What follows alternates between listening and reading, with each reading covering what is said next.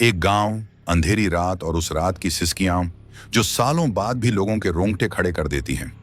यह कोई साधारण कहानी नहीं, बल्कि एक सच्ची घटना है जो वर्षों से लोगों की जुबान पर एक भयावह किस्से की तरह जिंदा है। गांव का नाम था बरगड़ी। चारों ओर घना जंगल, तालाब और खेत। लोग रात को घरों में दुबक जाते, क्योंकि जब भी अंधेरा घिरता, रहस्यमय चीखें गांव के कोनों से उठने लगती। कभी किसी की बकरी मरी मिलती, तो कभी किसी का कुत्ता नोच नोच कर खा लिया जाता। लोग कहते थे कि गांव में एक काली डायन का साया है जो मासूम जानवरों की बलि लेती है, पर कोई भी यकीन नहीं करता था। कम से कम तब तक जब तक मुखिया के परिवार में एक खौफनाक घटना नहीं घटी। कहानी शुरू करने से पहले आपसे एक छोटी सी रिक्वेस्ट है। अगर आप हमारे चैनल पर नए तो चैनल को सब्सक्राइब करें और वीडियो अच्छी लगे तो लाइक करें। चलिए कहानी शुरू करते हैं। बरगड़ी गांव के मुखिया रामलाल की पत्नी गौरी बेहद सुंदर थी, मगर एक दुख उसके जीवन को खाए जा रहा था, बांझपन। शादी को 10 साल हो गए, पर उसकी गोद सूनी थी। गांव वाले उसे बांझ कहकर ताने मारते। हर त्योहार पर वह कोने में बैठकर अकेले आंसू बहाती थी। एक दिन गांव में एक फकीर बाबा आए। उसकी आंखें लाल थीं, चेहरे पर झुर्रियां और हाथों में एक ताबीज बंधा था। वह गांव में भिक्षा मांगता हुआ गौरी के दरवाजे पर पहुंचा। गौरी ने उसे खाना दिया। बाबा ने उसके हाथों को देखकर कहा, बच्चा नहीं है ना? गौरी ने हां में सिर हिलाया। बाबा ने एक भयानक उपाय बताया।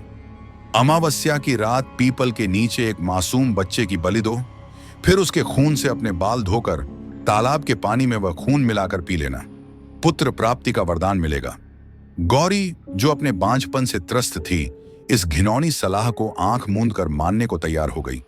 अमावस्या की रात गौरी ने अपने देवरानी के बेटे चंदू को बहला फुसलाकर घर बुला लिया। वह अबोध बालक गौरी के साथ खुशी खुशी चल पड़ा। यह नहीं जानता था कि वह मौत के मुंह में जा रहा है। पीपल के पेड़ के नीचे गौरी ने निर्दयता से चंदू का गला रेत दिया। उसकी हल्की सी चीख भी हवा में खो गई। गौरी ने बच्चे के ताजे खून से अपने बाल धोए और बूंदें तालाब के पानी में मिलाकर पी ली। बच्चे के सिर के कुछ बाल अपनी साड़ी में बांध लिए। सुबह गांव वालों को एक तालाब के किनारे चंदू की सिर कटी लाश मिली। उसका धड़ अलग पड़ा था और सिर दूर फेंका हुआ था। यह दृश्य देखकर पूरा गांव सहम गया। लोग डर के मारे कांप रहे थे, पर किसी को अंदाजा नहीं था कि यह सब करने वाली कोई और नहीं, बल्कि मुखिया की पत्नी थी। बलि देने के बाद गौरी को पुत्र तो नहीं मिला, लेकिन वह खुद एक काली डायन में बदल गई। उसका हृदय पत्थर जैसा हो गया। उसके अंदर कोई इंसानियत बाकी नहीं थी। जब गांव वाले रो रहे थे, तब वह खुशी खुशी पकवान बना रही थी। मुखिया ने जब उसे डांटा तो उसने हंसते हुए कहा, लड़का उसका मरा है, मेरा नहीं, मुझे क्या फर्क पड़ता है।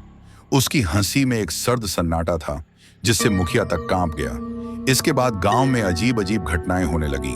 रोज किसी न किसी का पालतू जानवर मरा मिलता। कभी किसी बकरी का सिर धड़ से अलग होता, तो कभी भैंस की आंतें बाहर निकली होती। गांव वालों को समझ नहीं आ रहा था कि यह सब क्या हो रहा है। एक रात मुखिया रामलाल अपने आंगन में सो रहा था। आधी रात को उसे गेट खुलने की आवाज सुनाई दी। उसने आंखें खोलीं और देखा कि गौरी बिखरे बालों में लाल आंखों से बाहर जा रही थी। उसके पैर जमीन पर नहीं थे, वह हवा में तैर रही थी। रामलाल ने धीरे धीरे उसका पीछा किया। वह देखता है कि गौरी पड़ोसी की गाय के बछड़े को नोच नोच कर खा रही थी।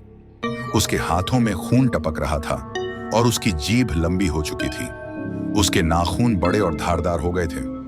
रामलाल के होश उड़ गए। उसने हिम्मत कर गांव वालों को बुलाया। जब तक लोग पहुंचे, गौरी काली डायन का रूप ले चुकी थी। उसकी आंखें लाल अंगारे जैसी थीं और वह चीख रही थी। गांव के पंडित ने मंत्र पढ़कर उस पर पवित्र जल छिड़क दिया। गौरी तड़पने लगी, उसकी खाल जलने लगी। वह चीखते हुए तालाब की ओर भागी और उसमें कूद गई। तालाब का पानी देखते ही देखते काला हो गया और झर में बदल गया। तभी से लोग कहते हैं कि उस तालाब का पानी जहरीला है, क्योंकि उसमें एक डायन की आत्मा बसी है। गौरी मर तो गई, लेकिन उसकी आत्मा अब भी उस तालाब में बसती है। कहते हैं जो भी उस तालाब का पानी पीता है वह पागल हो जाता है। गांव वाले आज भी उस तालाब के पास जाने से डरते हैं। रात में कभी कभी गौरी की चीखें सुनाई देती हैं। लोग कहते हैं कि जब जब अमावस्या की रात आती है, उस तालाब के किनारे एक डायन रोती और हंसती दोनों दिखाई देती है। कभी उस तालाब की ओर मत जाना, क्योंकि काली डायन अब भी जिंदा है।